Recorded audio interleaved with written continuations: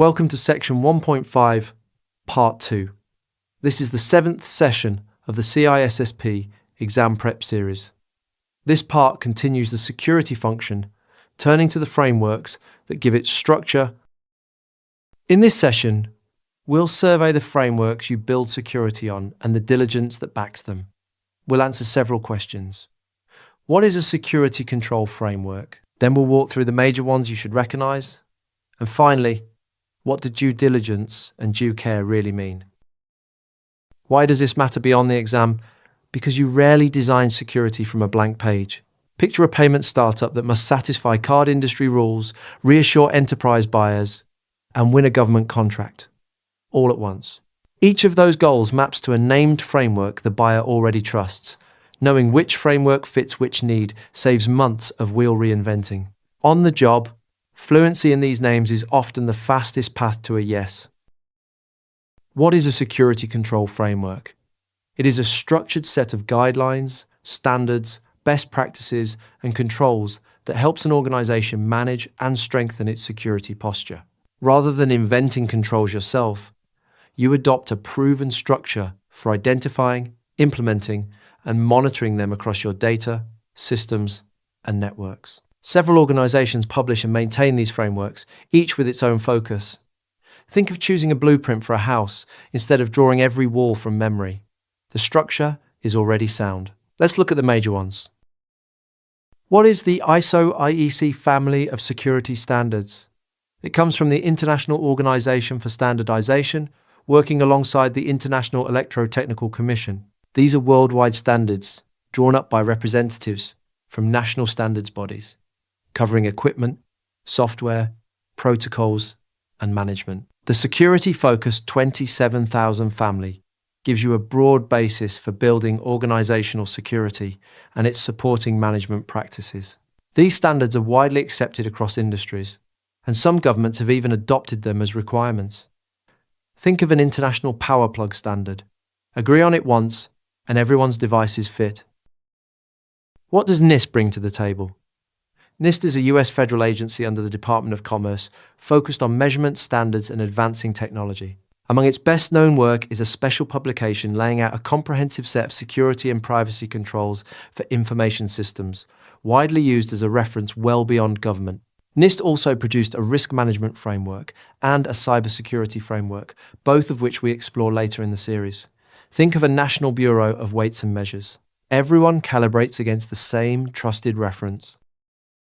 What is COBIT, and who is it for?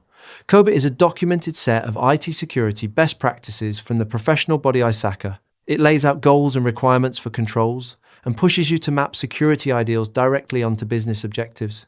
It rests on a handful of principles for governing and managing enterprise technology, from delivering stakeholder value to keeping governance distinct from management.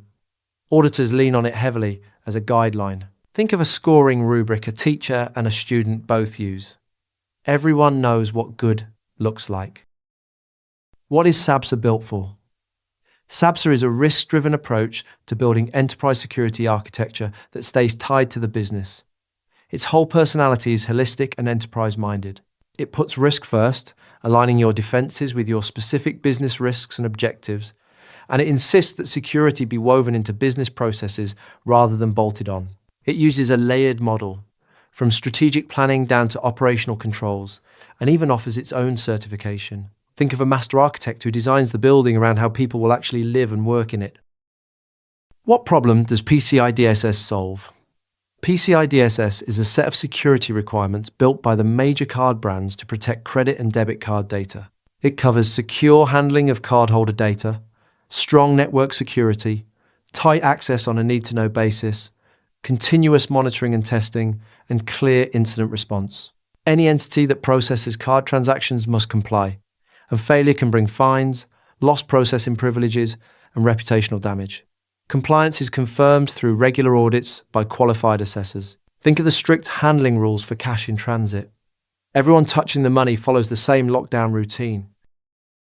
What is FedRAMP for? FedRAMP is a US government-wide program that standardizes how cloud services are assessed, authorized, and continuously monitored for federal use. Cloud providers must meet a defined set of controls, pass a rigorous third-party assessment, and keep monitoring after authorization. It even lets agencies reuse one provider's authorization instead of each repeating the work, and it sorts systems into impact levels by sensitivity. Think of a single safety certification a product earns once, then every store trusts without retesting it. What does ITIL contribute? ITIL is a set of recommended best practices, originally from the British government, for optimizing IT services to support business growth and change. Its focus is squarely on integrating and aligning technology and security with what the organization is actually trying to achieve. Teams often use it as a starting point when crafting a customized security solution inside an existing infrastructure. Think of a proven playbook a new coach adapts to their own team rather than starting from scratch. What do due diligence and due care really mean?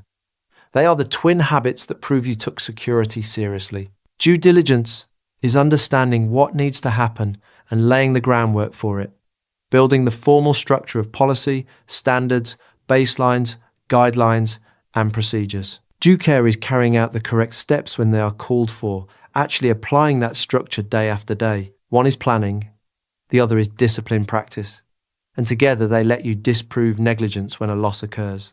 Diligence also works as ongoing oversight, confirming the right actions are being taken and recorded, and adjusting the plans as threats change. Think of a lifeguard. Writing the safety rules and studying the water is diligence. Watching the swimmers and reacting is care. So let's bring it together.